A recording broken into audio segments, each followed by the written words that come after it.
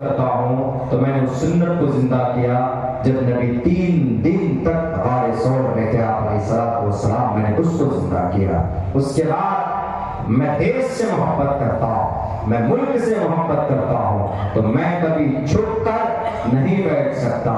اگر اس دیش کو آزاد کرانے میں میرے جسم کا خون بہے گا تو میں چھپ کر نہیں بیٹھوں گا، میں چپ ہو کر نہیں بیٹھوں گا، میں لڑوں گا اور مقابلہ کروں گا، اور اپنے اس گھر کو، اپنا گھر کہاں، اس دیش کو، مولانا قاسم نانوتوی، مولانا قاسم نانوتوی سچا عاشق رسول ایک گلاب کا پیڑ لگاتے ہیں دارالعلوم میں، اور ڈیلی اس میں پانی ڈلواتے ہیں اور اس کی خوشبو کو سونگھتے ہیں۔ مالی نے پوچھا یا کسی نے پوچھا کہ قاسم نانوتوی کیا وجہ ہے آپ ڈیلی آتے ہیں، اس کی خوشبو کو سونگھتے ہیں، کیا وجہ ہے، ماجرا کیا ہے؟ گلاب کا پھول کسی اور پیڑ سے آپ کو اتنی محبت نہیں ہے، اس پیڑ سے آپ کو اتنی محبت ہے۔ تو ان کا جواب دیکھیے، قاسم نانوتوی فرماتے ہیں کہ میں، پتہ ہے اللہ کے نبی کے جسم سے جو پسینہ نکل، اس سے جو خوشبو نکلتی تھی، تو اس خوشبو سے مشابہت، گلاب سے مشابہت اس خوشبو کی تھی، اسی لیے میں گلاب سونگتا ہوں تاکہ ہمیں ہمارے نبی کا پسینے، اس کی خوشبو ہمیں یاد ذہن میں رہے۔ اتنی محبت، سچا عاشق رسول بھی اور سچا دیش بھکت بھی، سچا دیوانہ بھی اور سچا دیش کا پریمی بھی۔ قاسم نانوتوی 49 سال کی عمر تک رہے، مدارس کے اندر پڑھاتے رہے، مدرسوں کے اندر کچھ دن تک میرٹھ میں رہے، اس کے بعد پھر چلے گئے تھے دارالعلوم دیوبند کے اندر، وہاں کے شیخ الحدیث پڑھے اور وہاں پر حدیث پڑھتے، انہی کے شاگردوں میں سے شیخ الہند رحمۃ اللہ علیہ، مولانا محمود حسن دیوبندی شیخ الہند رحمۃ اللہ علیہ، اللہ کے نبی علیہ السلام کے عاشق اور دیوانے، مدارس میں رہنے والے۔ اس کا یہ مطلب نہیں ہے کہ ان کو زمین سے اور صرف قرآن سے محبت ہوتی، زمین سے، دیش سے کوئی محبت نہیں ہوتی ہے۔ میں حافظ قرآن ہوں الحمدللہ، اس کے ساتھ ساتھ اپنے فنڈامنٹل رائٹس کا بھی، میں آرٹیکل بھارت کے سمویدھان کا بھی حافظ ہوں۔ میں آپ کو سنا سکتا ہوں 12 سے لے کر 35 تک ہمارے بھارت کے سمویدھان کے اندر میں جو فنڈامنٹل رائٹس ہے وہ بھی پڑھ کر سنا سکتا ہوں۔ کیا یہ دیش بھکتی کی یہ پروف نہیں ہے؟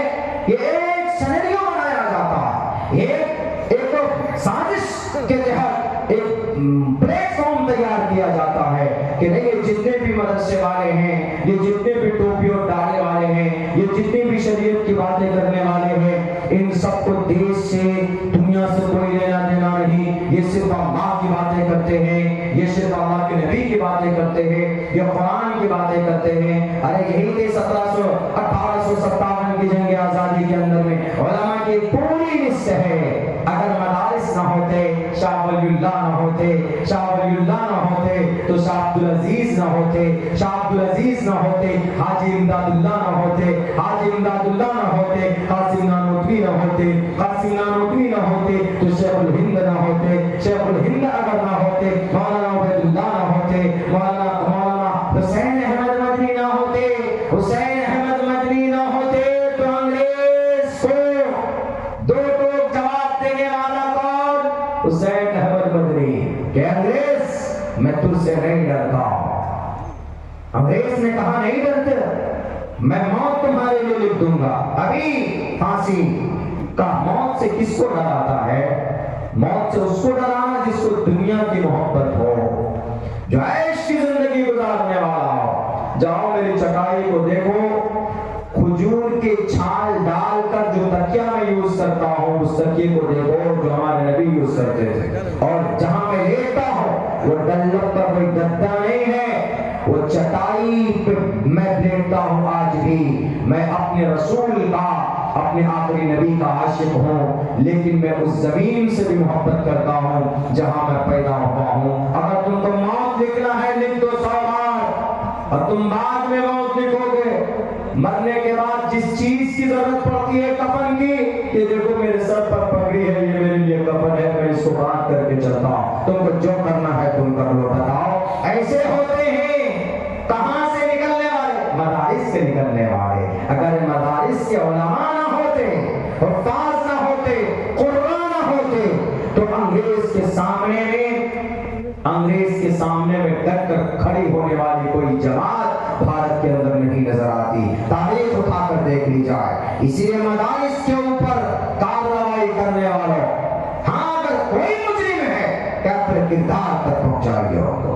اگر کوئی اس طرح کی حرکتیں کرتا ہے جو دیش کے خلاف ہو، سماج کے خلاف ہو، سوسائٹی کے خلاف ہو، اس کے اوپر کارروائی کی جائے، یقیناً کارروائی کی جائے. لیکن میرے حساب سے سنویدھان کو الگ رکھ کر، شاستر کو الگ رکھ کر کام کیا جا رہا ہے. میرے بھائیوں، اس دیش کے اندر ہر کسی کو دیش کے سنویدھان نے برابری کا حق دیا ہے. آرٹیکل نمبر 14 پڑھیں، equality before law, the equal protection of the laws. اسی لیے میں کہتا ہوں کہ بچوں کو پڑھائیے، اپنے بچوں کو تعلیم دیجیے. اگر آپ کے ساتھ بھید بھاؤ، ٹوپی اور داڑھی کے بلبوتے پر بات کریے. Article number 15 prohibition of discrimination on grounds of religion، کہ دھرم کے آدھار پر کسی کے ساتھ بھید بھاؤ نہیں کیا جا سکتا. اگر آپ کو مار دیا جاتا ہے دھرم کے نام پر، مائنورٹیز کے نام پر، تو آرٹیکل نمبر 21 پڑھ کر بتائیے کہ بھائی protection of our life and personal liberty. اگر آپ کو بولنے کی آزادی نہیں دی جاتی ہے، اپنے دھرم کی اچھائی کو رکھنے کی آزادی نہیں دی جاتی ہے، تو آرٹیکل نمبر 19 پڑھ کر بتا دیجیے کہ protection of our certain rights regarding freedom of speech. All citizens shall have the right and to freedom of speech and expression.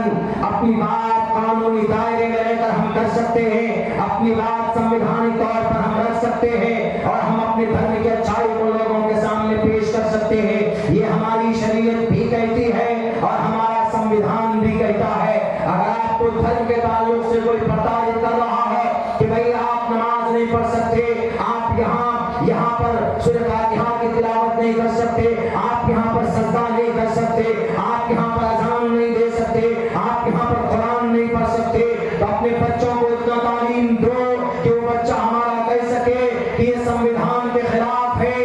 آج تو کچھ لوگ دنیا میں ظالم ہیں، دنیا کے اندر جو قرآن اور شریعت کے خلاف، اس کو مور اور مٹی میں ڈالنا چاہتے ہیں. لیکن یاد رکھو، ہمارے نوجوانوں پڑھو سنویدھان کو، ہمارے نوجوانوں پڑھو اپنی کتاب کو، اور ہمارے ہندوستان کے ہندو بھائیوں پڑھیے آپ اپنے شاستروں کو. ہر کسی کو اپنے اپنے مذہب پر عمل کرنے کی پوری آزادی بھارت کا سنویدھان دفعہ نمبر 25 دیتا.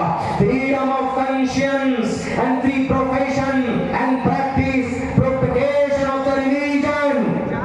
اگر آپ کو مکتب چلانے پر کوئی پابندی لگاتا ہے، مدرسہ چلانے پر کوئی پابندی لگاتا ہے، تو بھارت کے سنویدھان کا دفعہ نمبر 30 سنائیے.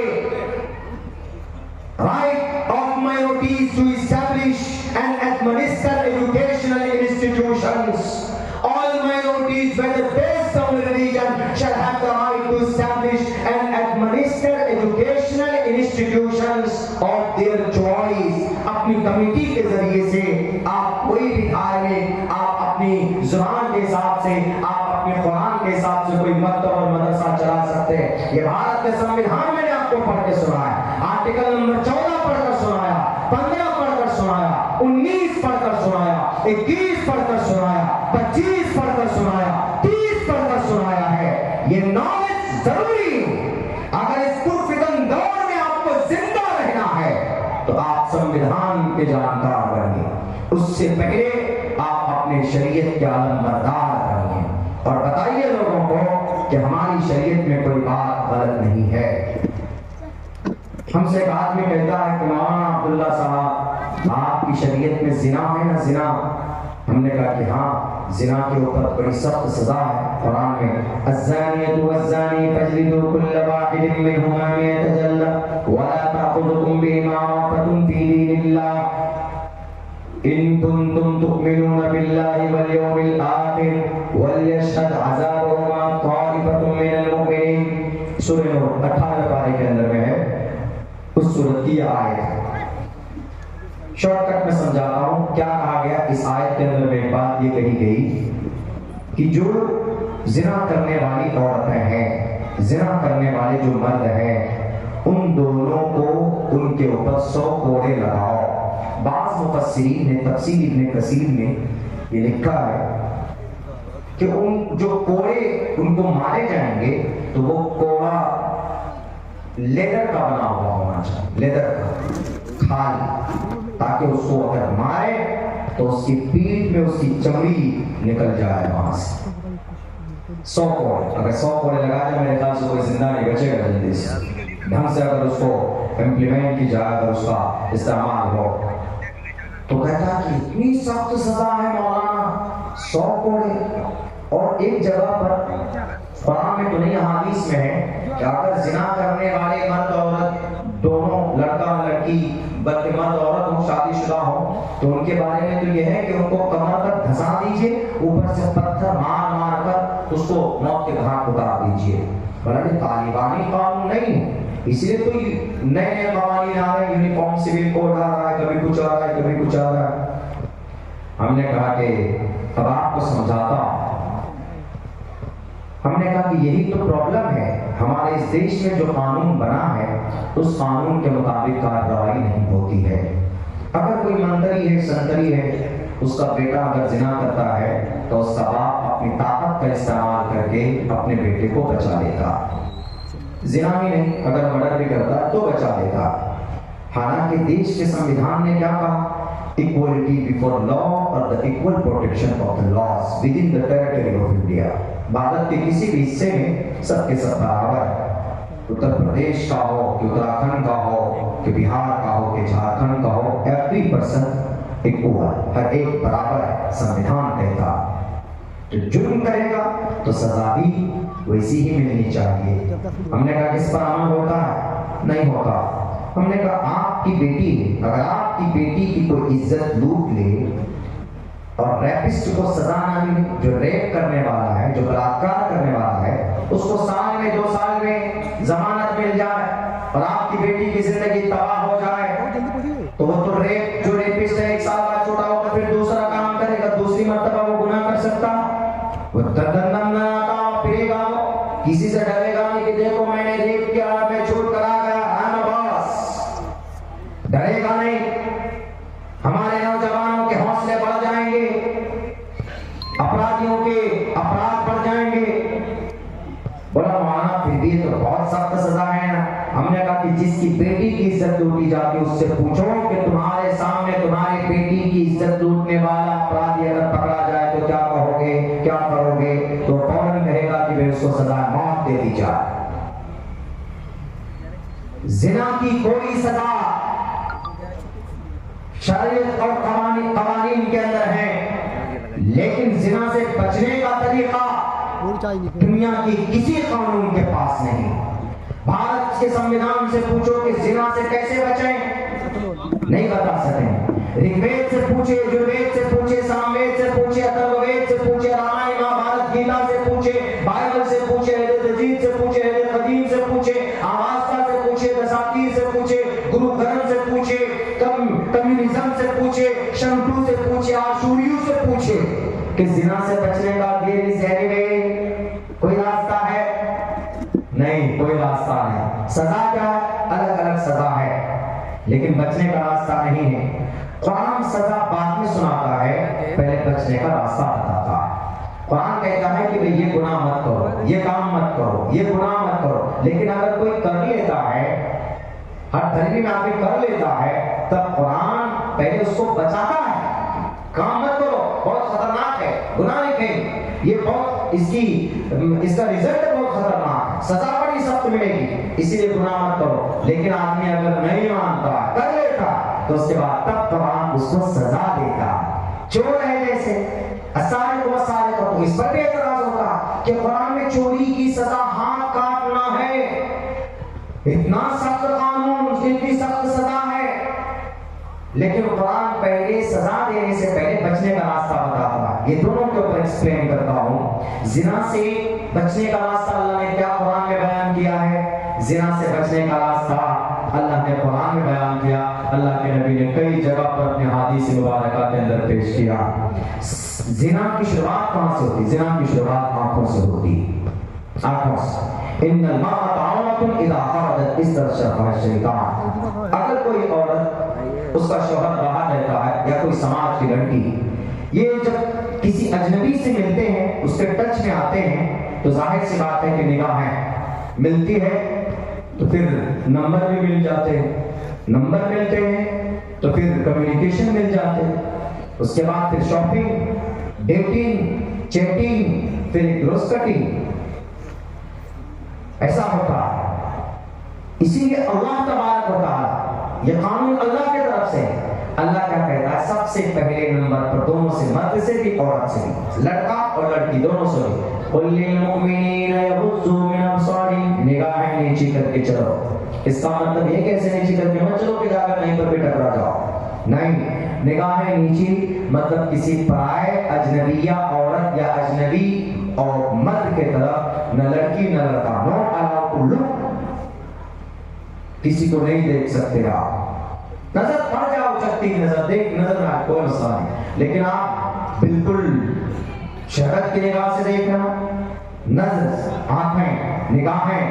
اسی لیے اللہ قرآن میں کہتا ہے نگاہیں نیچی, بلکہ ایک جگہ پر اور کہا یا نساء النبی قل لأزواجک یا ایھا النبی قل لأزواجک و بناتک و نساء المؤمنین یدنین علیہن من جلابیبہن, اے نبی اپنی ماں اپنی بیویوں سے کہو, اپنی ونساء المؤمنین مومنہ عورت سے کہو, و بناتک اپنی بیٹیوں سے کہو, یدنین علیہن من جلابیبہن, گھونگھٹ کرے, گھونگھٹ, یدنین علیہن لٹکارے ساڑی کو اپنی آنکھوں کے سامنے, دوپٹے کو اپنی آنکھوں کے سامنے.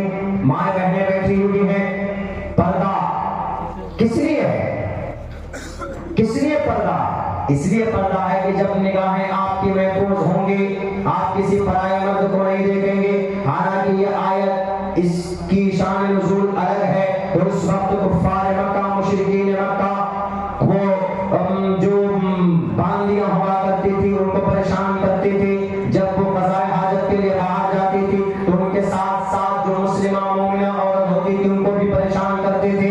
اسی لیے اللہ نے آرڈر نازل کیا کہ یدنین علیہن من جلابیبہن, جب تم پردے میں آؤ گے تو وہ تم کو پہچان جائیں گے کہ یہ عزت دار عورت ہے. وذالک ادنیٰ ان یعرفن فلا یؤذین, وہ آپ کو پھر تکلیف نہیں دیں گے, وہ آپ کو پھر اذیت میں نہیں ڈالیں گے, آپ کے ساتھ زنا نہیں کریں گے, آپ کے ساتھ ظلم و زیادتی نہیں کریں گے.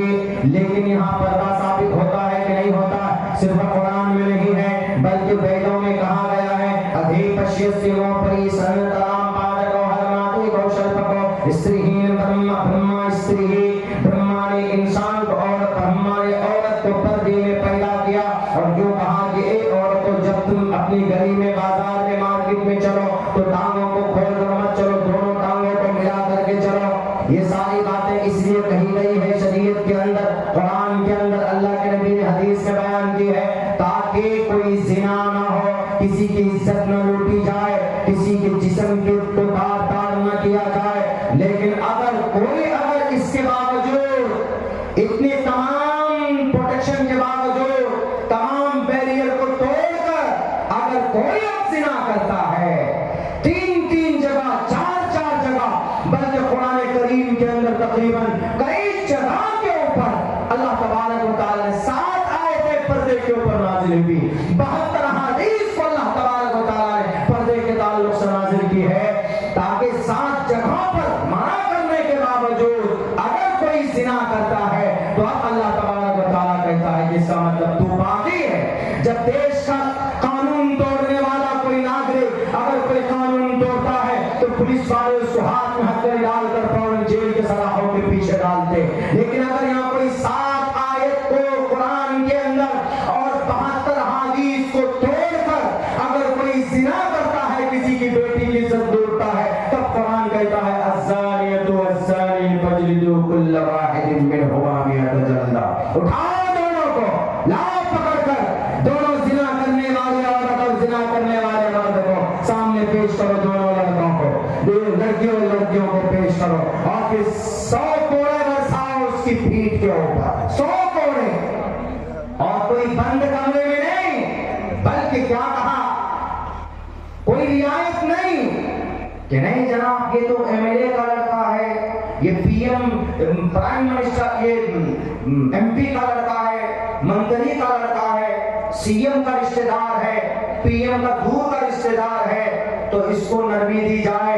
قرآن کہتا ہے کہ کوئی نرمی نہیں ملتی، وَلَا تَأْخُذُكُمْ بِهِمَا رَأْفَةٌ فِي دِينِ اللَّهِ، شریعت کی نفاذ کے لیے کوئی برتاؤ نہیں، کوئی کمپرمائز نہیں۔ سزا دو، کسی کا بھی ہو، کوئی دیوبندی کا ہو کہ کسی گورنر کا، کسی کلکٹر کا رشتہ دار ہو، لاؤ میدان میں اٹھا کر، گھر میں نہیں میدان میں لاؤ اٹھا کر۔ وَلْيَشْهَدْ عَذَابَهُمَا طَائِفَةٌ مِّنَ الْمُؤْمِنِينَ، ایک جماعت اس عذاب کو، اس سزا کو دیکھنا بھی چاہیے تاکہ وہ جماعت پوری سماج کے اندر میں بات پھیلائے کہ ارے فلاں لڑکے نے لڑکی نے زنا کیا تو دونوں کو اتنی سخت سزا دی گئی، کس لیے؟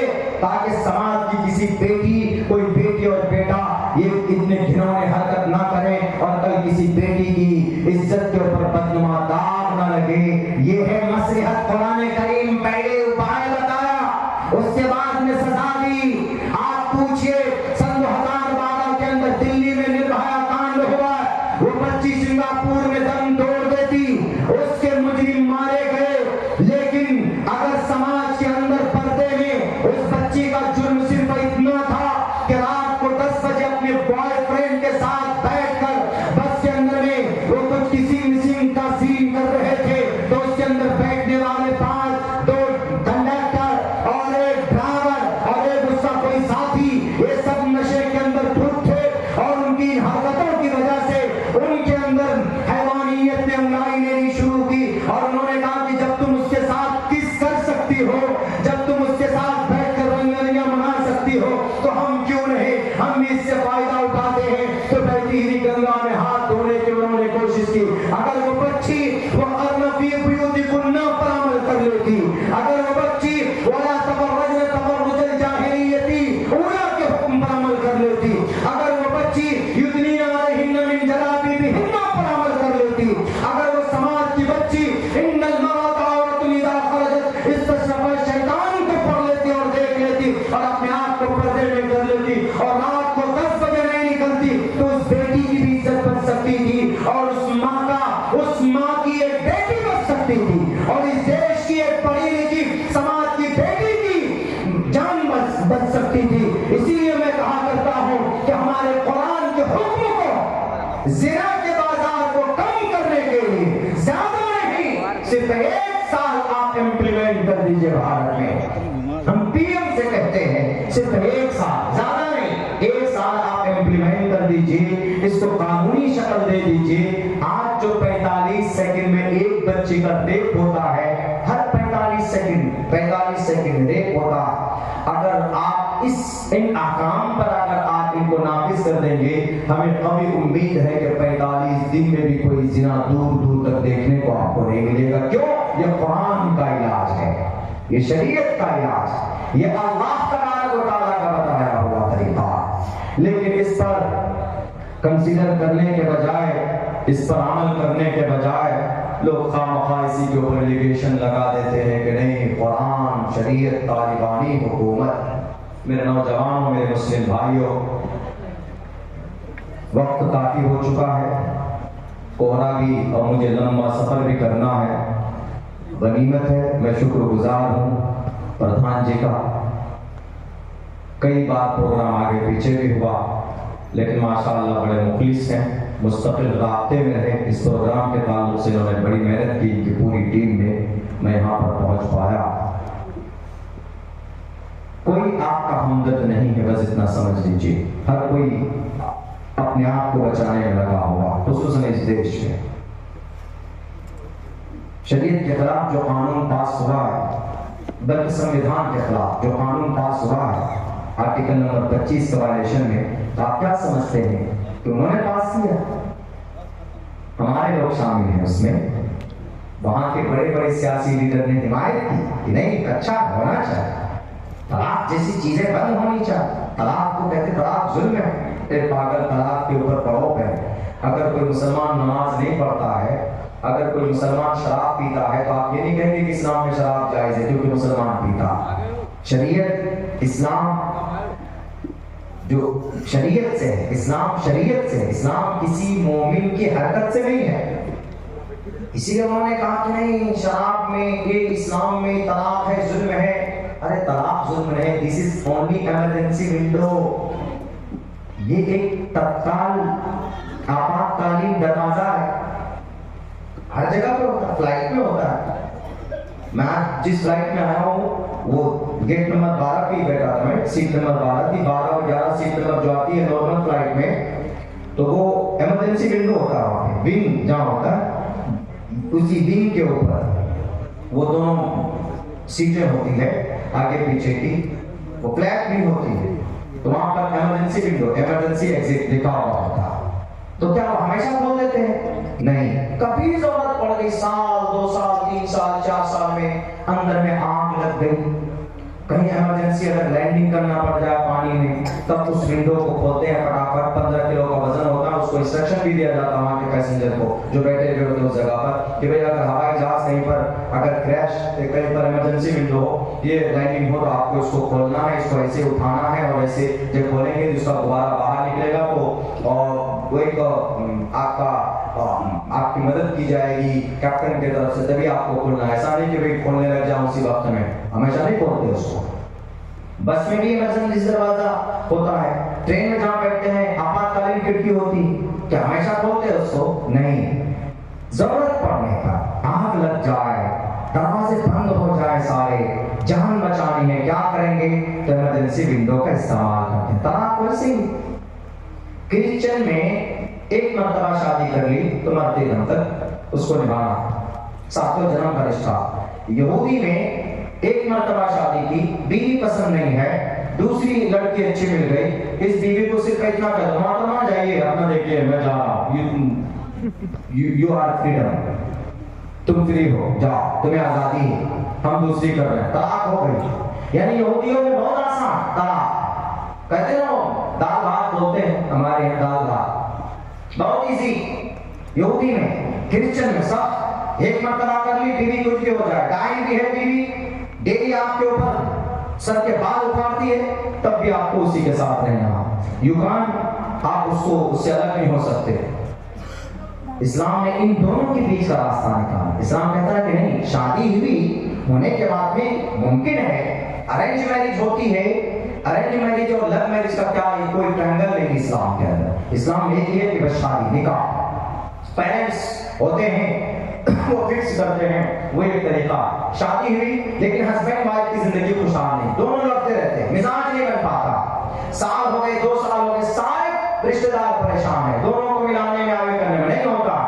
کرسچن کے مطابق چھوڑ نہیں سکتے، اب اتنا آسان بھی نہیں بنایا ہے شادی کی تھوڑی سی کمی بھی چھوڑ دو، یہ یقیناً ظلم ہے، ایسا نہیں۔ اسلام کہتا ہے کہ پہلے بھائی نباہ کی صورت ہے اس میں، پہلے نباہ کرو، پہلے نبھانے کی کوشش کرو، نہیں ہوتا ہے الگ ہونا چاہتے ہو تو اسلام کہتا ہے کہ بہترین راستہ اپناؤ، وہ یہ ہے کہ مہینے میں پہلے مہینے میں طہر میں آپ 1 طلاق دیجئے، محترمہ سے کہیے کہ محترمہ سدھر جاؤ، نہیں تو میں تم کو آج 1 طلاق دیتا ہوں۔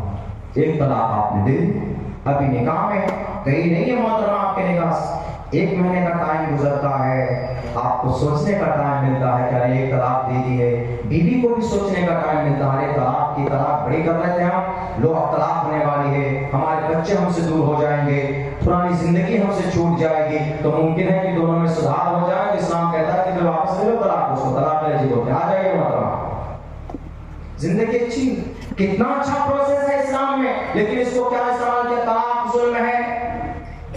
ظلم جب ہے جب کوئی شراب پی کر آتا ہے اور بیوی کو کہتا ہے 1 2 3، یہ ظلم ہے۔ ایک ساتھ میں تینوں گولی فائر نہیں کرتے، غلط ہے یہ، اور اسی کو لے کر کے ہمارے اوپر میں بوال شروع ہو گیا کہ نہیں 1 2 3 بول دیجئے بس، محترمہ چلی گئی زندگی سے، تو اس کا استعمال کون کرتا ہے؟ ہمارے نوجوان کرتے ہیں، ہمارے مسلمانوں کے غلط کرتوت نے، برے افعال نے ہماری شریعت کو بدنام کرنے کی ذمہ دار بنے۔ اسی لیے مسلمانوں آج ضرورت ہے ہم اپنی شریعت پر عمل کریں، کسی سے نہ ڈریں، اور دوسرے نمبر پر ہم اپنے بچوں کو تعلیم دیں۔ ایجوکیشن دیجیے اپنے بچوں کو.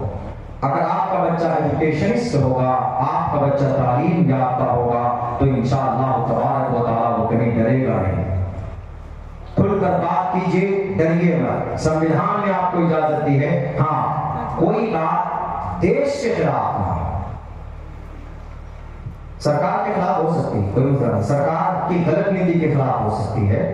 ہم پرائم منسٹر ہیں, ہمارے پرائم منسٹر ہے مثال کے طور پر, اگر وہ کوئی نیتی لاتے ہیں, کوئی اسپیچ دیتے ہیں, اگر وہ کوئی قانون بناتے ہیں, تو اگر وہ قانون سنویدھان کے خلاف ہے تو ہم کو قانونی احتجاج درج کرانے کی پرمیشن ہے.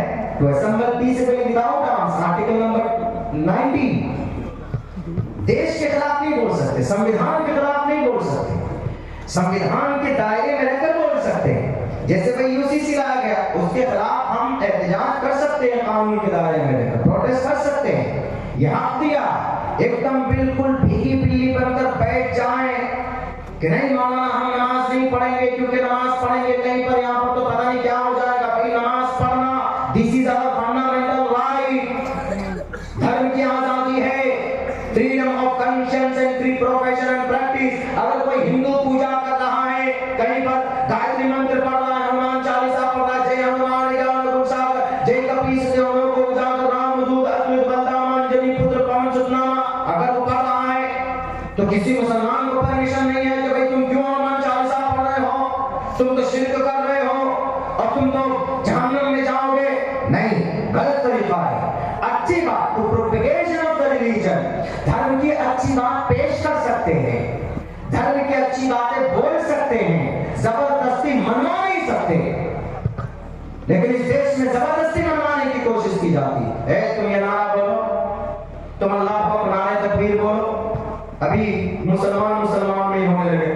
تم وہ کہنا وہ میڈیا پہ آیا, سوشل میڈیا پہ کافی وائرل ہوا کہ تم کون ہو, تم بریلوی ہو کہ دیوبندی ہو, اس کے اوپر خوب بولو تم غوث اعظم کو مانتے ہو کہ نہیں مانتے ہو. پہلے تو یہ ہندو اور مسلم میں چلتا تھا کہ ہندو میں کچھ نوجوان ایسے ہیں جو ناسمجھ ہوتے ہیں, وہ کہتے ہیں کہ لگاؤ نعرہ جے شری رام کا نعرہ لگاؤ اور بھارت ماتا کی جے بولو, اس طرح کی حرکتیں کرتے ہیں. یہ سب اسنویدھانک ہے. یا اگر کوئی مسلمان کہے کہ تم نعرہ تکبیر اللہ اکبر تم کو یہ بولنا پڑے گا, یہ بھی غلط ہے. فورس نہیں, زبردستی نہیں, یہ اسی دیش کی تہذیب خوبصورتی ہے.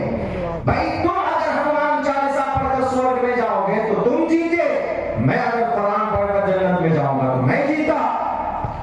دنیا میں کیوں فیصلہ کرنا ہے؟ یہ ہمارے بھارت کی سنسکرتی ہے. ہم ایک دوسرے کا احترام کرتے ہیں, ہم ایک دوسرے کا سمان کرتے ہیں. لیکن اگر ہماری شریعت کو غلط بتا کر اگر اس کو کوئی ٹارچر کرے گا تو آپ کی ذمہ داری ہے کہ اس کی اچھائی کو سامنے رکھیں کہ بھئی آپ کی جو غلط فہمی ہے نماز کے تعلق سے, زنا کے تعلق سے, چوری کے تعلق سے کہ چور میں تو ہاتھ کاٹا جاتا ہے. ہم نے کہا کہ بہت اچھی بات ہے, اگر اس حکم پر عمل کیا جائے گا تو ہمارے دیش میں جتنے بھی چور لٹیرے ہیں وہ چوری نہیں کریں گے. بولا کیسے مولانا؟ ہم نے کہا کہ کروڑوں روپے لے کر سارے چور بھاگ گئے.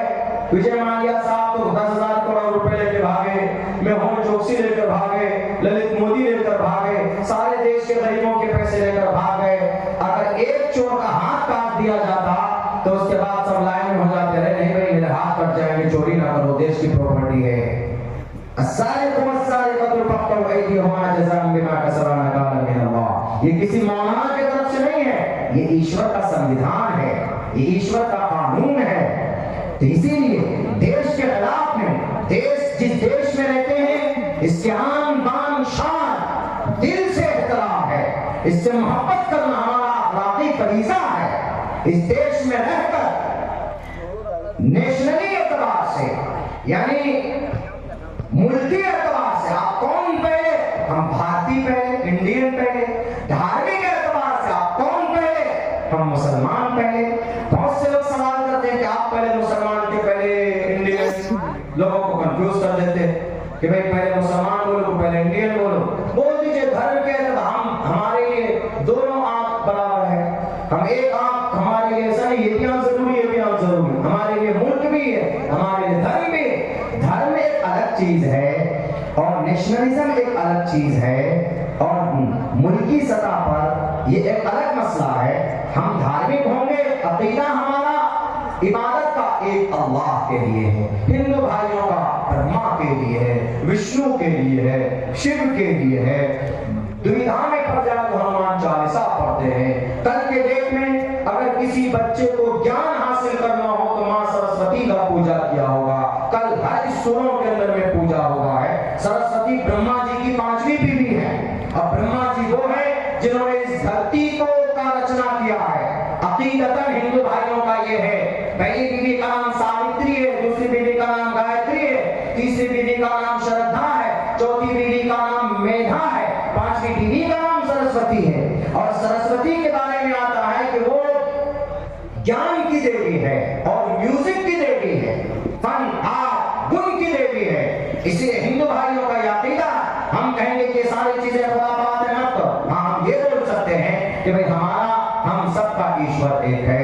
ہم جیسے ہمارا عقیدہ لا الہ الا اللہ کا کہ اللہ ایک ہے، یہی عقیدہ ویدوں میں بھی موجود ہے کہ بھئی آپ کا بھی بھگوان ایک ہے، آپ کا بھی ایشور ایک ہے. ایکم برہم دتیو ناستے نہنا ناستے کنچن ایکم ایکم ادویتم. پڑھ کر سمجھا سکتے ہیں، بتا سکتے ہیں، ڈنڈا لے کر کھڑے ہو جائیں گے کہ بھئی جیسے تمہارے یہاں برہما سوتر ہے، ایکم برہم دتیو ناستے نہنا ناستے کنچن، گایتری منتر ہے اوم بھوربھوسوا تتسویترورینیم بھرگو دیسی دھیمہی دھیو یو نہ پرچودیات، یہ پڑھتے ہیں. اور پڑھتے وہ مہا پڑھے پرام پورنمیدام پورنات پورنمدچتے پورنسیا پورنمادائے پورنمیواوششیتے اوم شانتی اوم شانتی. اگر کہیں گے کہ زبردستی تم پڑھو، زبردستی تمہارے یہاں ایک ایشور ہے تو ایک ہی کو مانو، نہیں مانتے. ان کا عقیدہ ہے الگ ہے، تو آپ کیا کر سکتے ہیں؟ ان کا عقیدہ اگر وہ بھئی اچھا نہ رہا ان کا تو وہ جنت میں جائیں گے، ہمارا اچھا نہ رہا تو ہم جنت میں جائیں گے. تو ہے لڑنے کا وشے نہ بنایا جائے. اور یہ ان لوگوں سے ہے یہ پیغام جو لوگ بیچ میں نفرت کی بارود بنا کر بم پھوڑتے ہیں. اسلام کا تعلق امن پرستی سے ہے، اسلام کا تعلق ٹیررزم سے نہیں ہے، اسلام کا تعلق جان سے ہے، اسلام کا تعلق عبادت سے ہے، اسلام کا تعلق اللہ سے ہے. اور اللہ تبارک و تعالی سے بہتر قانون اس دنیا کے اندر کوئی نہیں ہو سکتا. اسی لیے میں آخر کے اندر یہ بات کہنا چاہتا ہوں کہ میرے نوجوانوں، میرے ساتھیوں، اپنی شریعت پر عمل کرو اور اپنے دیش کے لیے امن کی دعا کرو اور اپنے سنویدھان کو جانو اور پڑھو اور ہسٹری کو جاننے کی کوشش کرو. اس وقت غلط ہسٹری بھی پیش کی جاتی ہے. موقع لگتا تو میں ہسٹری کے اوپر ذرا بات کرتا، لیکن میں اتنی بات کہنا چاہتا ہوں کہ آج 2-3 چیزوں کی ضرورت ہے. ایک تو یہ کہ آپ اپنی شریعت کو مضبوطی سے پکڑیں، تبھی اللہ کی مدد آئے گی. اللہ کی مدد ایمان کے ساتھ، عمل صالح کے ساتھ ہے. چاہے مسجد ہو، مدرسہ ہو، مکتب ہو، شریعت ہو، کچھ بھی ہو.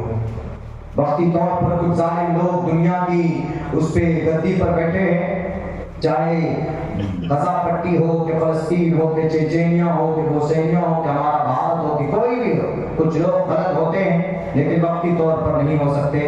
وہ اللہ ہمیشہ سے، اللہ ہمیشہ رہے گا. اللہ آپ کو دیکھ رہا ہے. ہمیشہ اللہ نے مدد کی ہے، لیکن اس وقت ان لوگوں کی مدد کی ہے جن کا عمل اچھا تھا. آج عمل صالح نہیں ہے، اس سے ہماری مدد نہیں ہو رہی ہے دنیا کے اندر کہیں پر. اللہ کی مدد نیک عمل کے ساتھ جڑا ہوا ہے ہمیشہ سے. اللہ نے قرآن میں کہا نماز پڑھو، مسلمان نماز نہیں پڑھتا. اللہ قرآن میں کہا زکات دو، مسلمان زکات نہیں دیتا. اللہ نے قرآن میں کہا کہ غیبت مت کرو، مسلمان غیبت کرتا. اللہ نے قرآن میں کہا کہ تجسس مت کرو، جاسوسی. اس قوم کو کون لے کر ڈوب رہی؟ مسلم قوم. ایک دوسرے کے خلاف اپلیکیشن دے دیتے ہیں، جاسوسی مت کرو. قوم جاسوسی کرتی ہے. کسی کے مال ہڑپ مت کرو، بےمانی کرتے ہیں، حقوق العباد میں کمی کرتے ہیں. تو آپ بتاؤ سارے خلاف ہم چل رہے ہیں تو اللہ کی مدد آئے گی؟ کہیں سے کہیں تک اللہ کی مدد نہیں آ سکتی ہے. ہم اللہ کی مدد چاہتے ہیں جیسے اب سے پہلے آئی ہے، تو ہمیں عمل صالح کرنا